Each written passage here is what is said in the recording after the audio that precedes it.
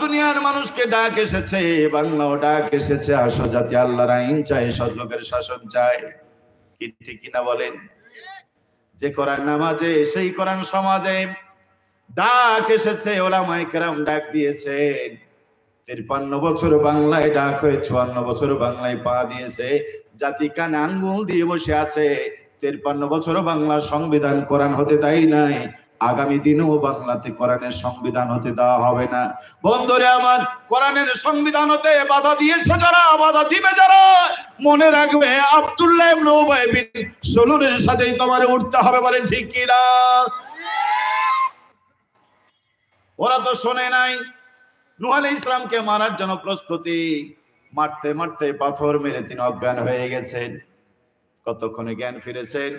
আল্লাহ পাক বলেন, নূহ রে, আর যতই ডাকো জাতির লোকেরা ঈমান আনবে না। আল্লাহর পাকের নবী নূহ বললেন, আল্লাহ, যে জাতি তোমার আইন মানবে না, এই জাতিকে তুমি আর রেখো না, তাদের ধ্বংস করে দাও। আল্লাহ পাক বলেন, নূহ, জাতিকে সতর্ক করে দাও, আমি প্লাবনের পানি দিয়ে তাদের চুবায় মারবো। নূহ নবীকে বললেন, প্লাবন আসবে, আমার মুমিনরা কোথায় যাবে? তুমি একটা নৌকা তৈরি করো। একটা নৌকা তৈরি করলেন, প্লাবন চলে আসলো। জি, প্লাবন চলে আসলো।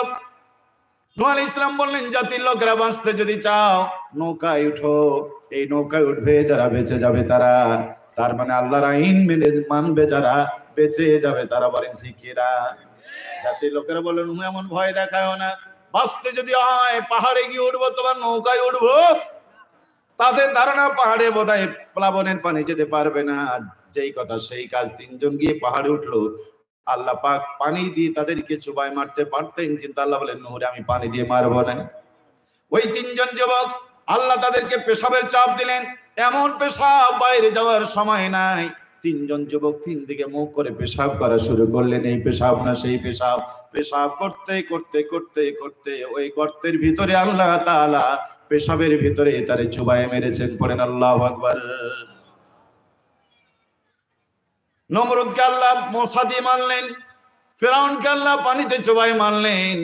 আব্রাহা কাবা ঘর ভাঙতে এসেছিল, সাফা পাহাড় মারওয়া পাহাড়কে একদিকে করে জাতার পিছা করে পিছতে পারতেন, আল্লাহ করেন নাই। আল্লাহ পাক পাখি দিয়ে মেরে দৃষ্টান্ত দিয়ে দিয়েছেন। বলেন ঠিক কিনা? ওই ভ্রান্ত জাতিকে আল্লাহ প্লাবনের পানি দিয়েও মারতে পারতেন, কিন্তু তা না করে নিজেদের পেশাবের ভিতরে চুবায়া মেরে আল্লাহ দৃষ্টান্ত দিয়ে দিয়েছেন।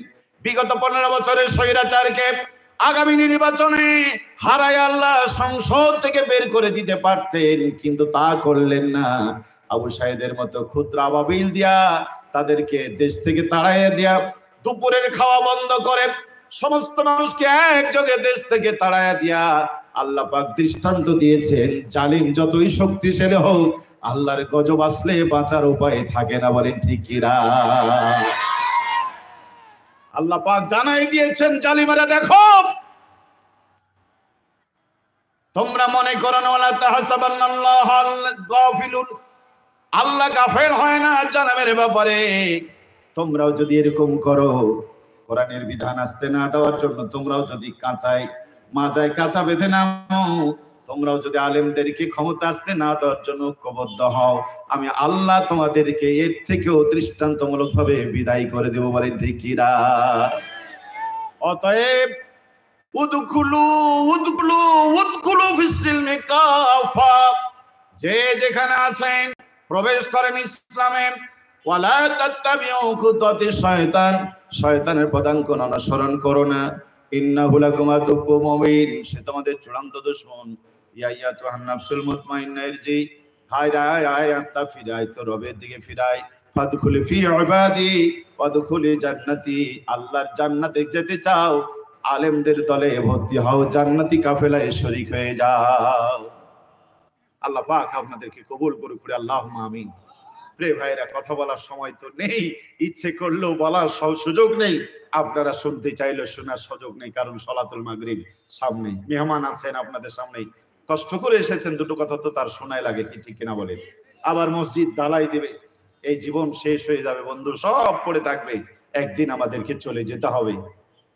তাই আসুন জীবনের পড়ন্ত বিকালে মসজিদের জন্য আপনারা কে আছেন? মাত্র 5টা মিনিট, কেউ যাবেন না, প্রধান অতিথির কথা শুনে যাবেন।